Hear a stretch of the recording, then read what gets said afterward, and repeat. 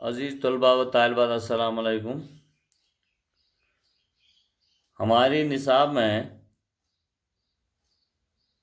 جن بڑے نظم نگاروں کی نظمیں شامل ہیں ان میں اکبر الہ آبادی بھی ہیں۔ آج ہم اکبر الہ آبادی، ان کی حالات زندگی اور خصوصیات کلام پر بات کرنے کی ہم کوشش کریں گے، چونکہ ان کی نظم فرضی لطیفہ اس کا نچوڑ بھی ہم پیش کرنے کی ہم کوشش آج کریں گے۔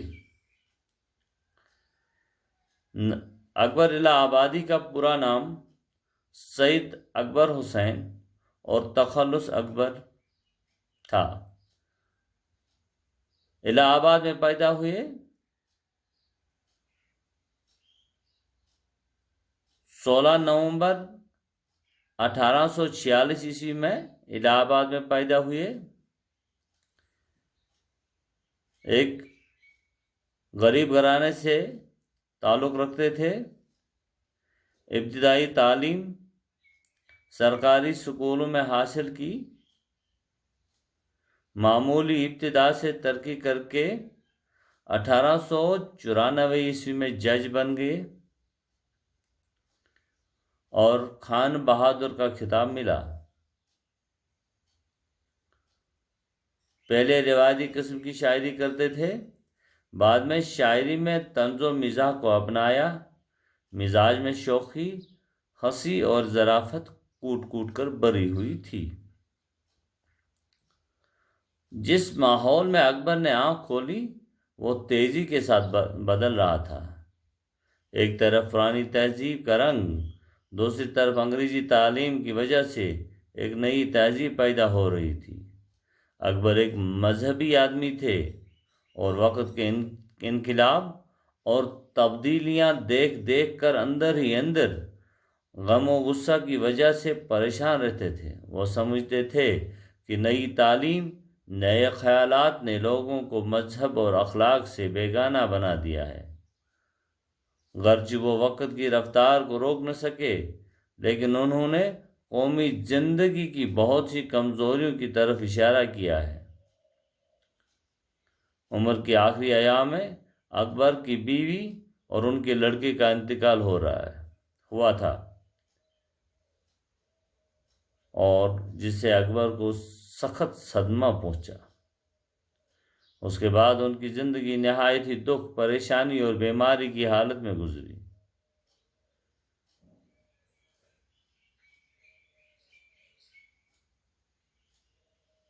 اسی حالت میں ظرافت کا یہ بے تاج بادشاہ 9 ستمبر، کہیں 1921 لکھا ہے، کہیں 1922 لکھا ہے، 1921 یا 1922، لگ بھگ 75 برس کی عمر میں مالک حقیقی سے جا ملے، الہ آباد میں دفن ہوئے۔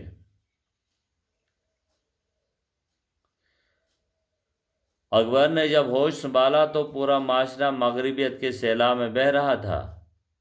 احساس کمتری اور قدر پیدا ہو چکا تھا کہ انگریزوں کی تقلید ہی میں لوگوں کو اپنی نجات نظر آتی تھی۔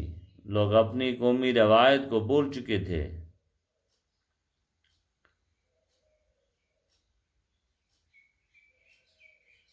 اکبر کو شعر و شاعری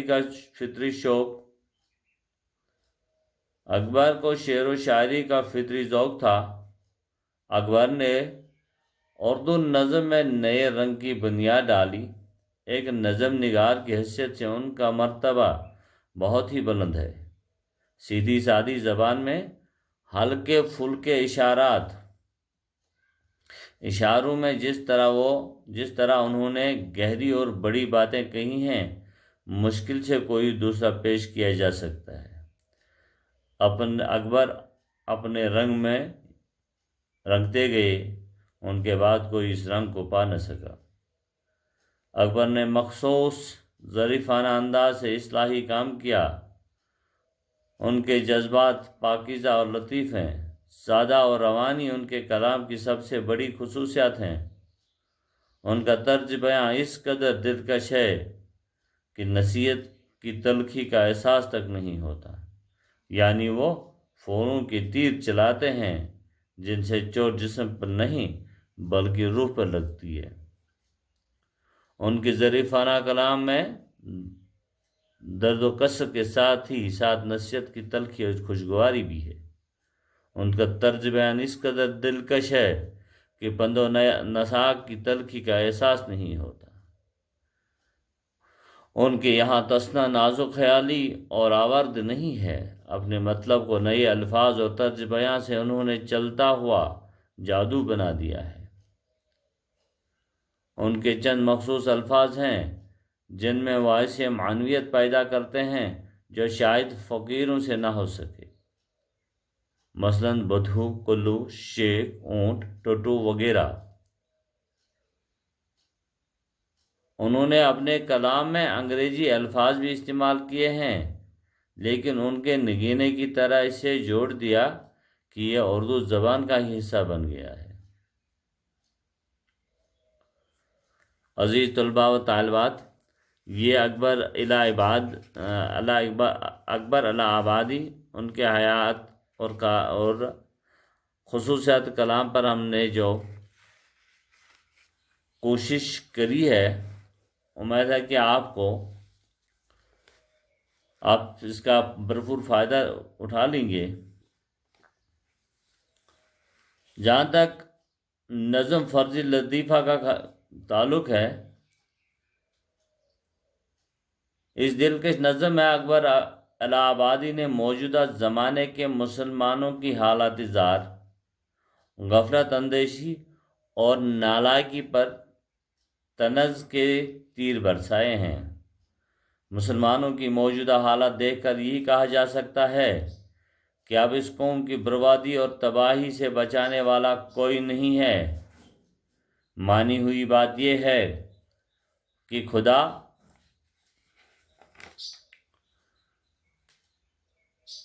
اس کی مدد کرتا ہے جو خود اپنی مدد کرنے کے لیے تیار ہے، یعنی اپنی مدد آپ کیا کرو، خدا اس کی مدد کرتا ہے جو اپنی مدد آپ کرتا ہے، جو خود اپنی مدد کرنے کے لیے تیار ہو۔